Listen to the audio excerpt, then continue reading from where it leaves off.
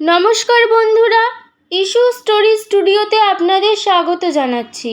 আপনাদের সামনে আমি উপস্থাপন করছি বিখ্যাত লেখক অচিন্ত্য কুমার সেনগুপ্তের লেখা ভূতের বেগার নামক অসাধারণ গা ছমছমে ভৌতিক গল্পটির প্রথম পর্ব।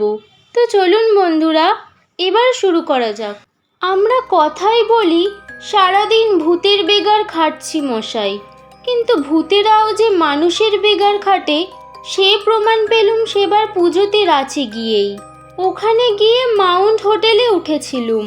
পাঁচু গোপাল সরকারের সঙ্গে ওখানেই আলাপ। আমি আর আমার বন্ধু রজত পত্রনবিশ ভূতে বিশ্বাস করি না। ভূতের কথা শুনলে সচরাচর হেসেই গড়াগড়ি যাই আর কি।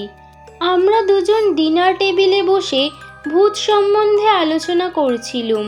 আলোচনার সূত্রপাত হয়েছিল টিগরি বলে একজন বেয়ারার অনুপস্থিতির জন্য। হেড বেয়ারা শকুর জানালো টিগরি ভূত দেখেই জ্ঞান হারিয়ে ফেলেছে। গায়ে তার ধুম জ্বর, চোখ দুটো জবা ফুলের মতো লাল। পত্রনবিশ বলল, নাহি সাহব, ভূত হুয়ে মেরা চাচাকে চাচা। পত্রনবিশ চাটাকে ঠান্ডা করে বলল, থাক, আর গুল ঝাড়তে হবে না বাপু। ভূত নিয়ে অনেক গুল গল্প বাজারে চালু আছে, আর ভূতের গল্পের ফদ বাড়িয়ে কাজ নেই। আগুনে জল পড়লে যেমন হয়, শকুরের মুখটা ঠিক তেমনই হয়ে গেল। পত্রনবিশের ওপর আমার খুব রাগ হলো। শকুর মিয়া না হয় ইনিয়ে বিনিয়ে একটা আজগুবি ভূতের গল্পই বলতো, তাতে ওর কি ক্ষতি হতো? শকুর মিয়া তো গল্পটা বলে খুশি হতো। সেই সাধে ওর বাদ সাধা মোটেও ঠিক হয়নি। পাঁচু গোপাল সরকার মশাই নাম করা ভুসিমালের কারবারি, বেশ পয়সাওয়ালা লোক। মাঝে মাঝে উনি রাঁচিতে আসেন। না না, মাথার দোষের জন্য নয়। রাঁচিতে যারা আসেন সবারই যে মাথার গোলমাল থাকবে এমন কথা নয়। মাথায় যাদের গোলমাল তারা তো কাজে কিংবা অকাজে রাঁচিতে আসেনি। তাছাড়া কলকাতার কাছাকাছি ভালো জায়গা বলতে তখন অনেকেরই রাঁচির কথা মনে হতো। তখন রাঁচিতে হেভি ইন্ডাস্ট্রি হয়নি, এত ঘিঞ্জিও ছিল না। তাছাড়া দুটো ঝর্ণা, কাছেই নেতারহাট, মুড়ি থেকে ছোট্ট ট্রেনে দিব্যি ঢকঢকিয়ে আসা, টেগোর হিল ইত্যাদি নিয়ে রাঁচি সত্যিই একটা ছোট্ট সুন্দর শহর।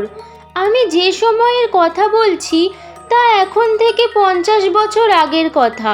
তখনকার রাঁচি এখনকার মতো ছিল না।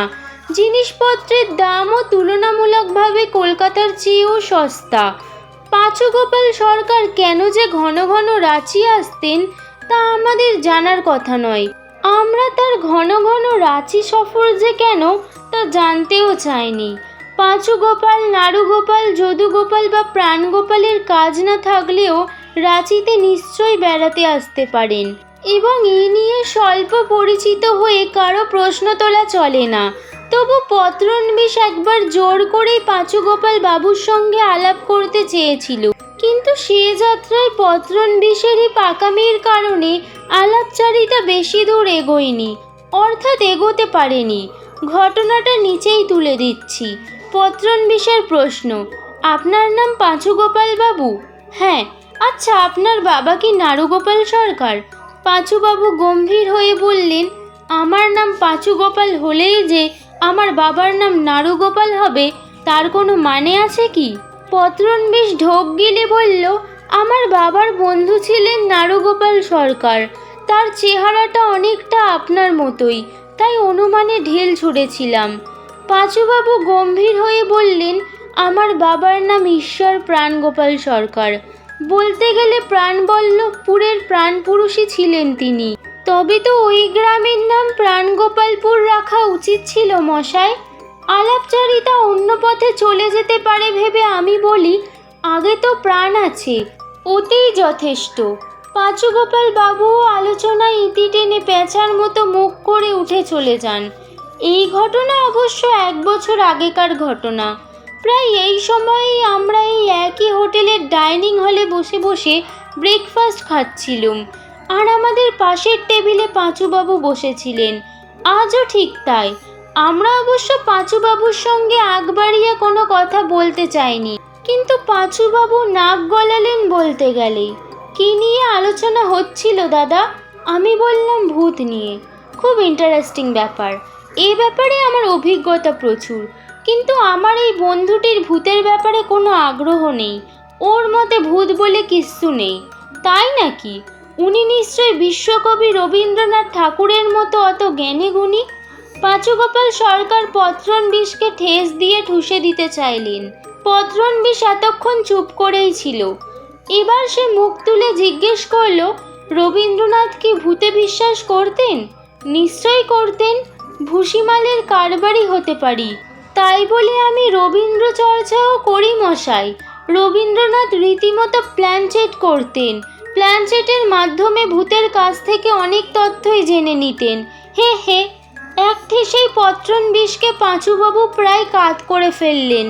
রবীন্দ্রনাথ এমনই এক প্রতিভা যে তার কথা বললে আর কিছু বলা যায় না, কোনো কিছুই অস্বীকার করা যায় না। প্রথম ঠেস বা ধাক্কাতে পত্রণবিশ কিছুক্ষণ বিহ্বল হয়ে থাকলেন।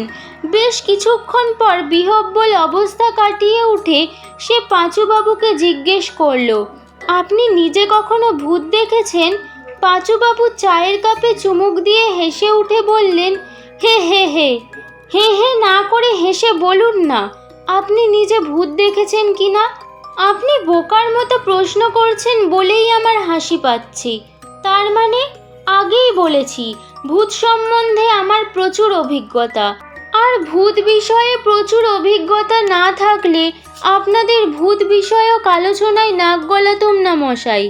যেখানে সেখানে যে কোনো বিষয়ে নাক গলানো আমার স্বভাবই নয়। অত ধানাই পানাই না করে সরাসরি বলুন না, আপনি নিজে ভূত দেখেছেন কি না? আবার হাসালেন মশাই। বলছি তো, একবার নয়, বহুবার দেখেছি। তাই তো বলছি যে ভূত সম্বন্ধে মন্তব্য করার বার্থরাইট আমার রয়েছে। হ্যাঁ, আমি তো নিজে ভূত দেখেইছি।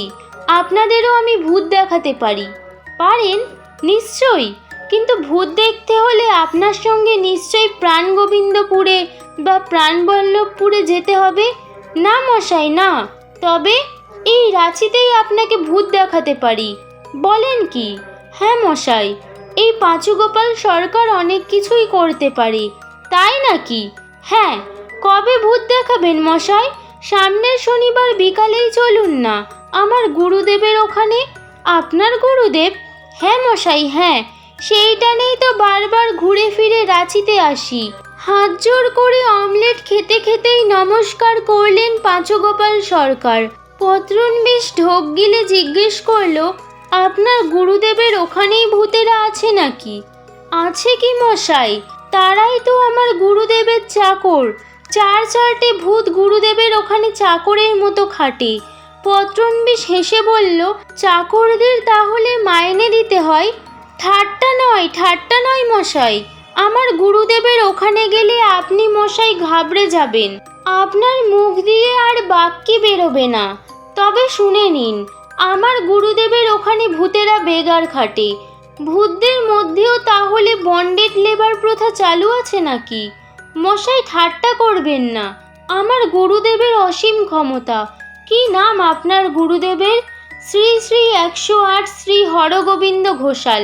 বাইরে থেকে বুঝবেন না উনি কত বড়। বাইরে থেকে দেখলে বুঝতে পারবেন না মশাই।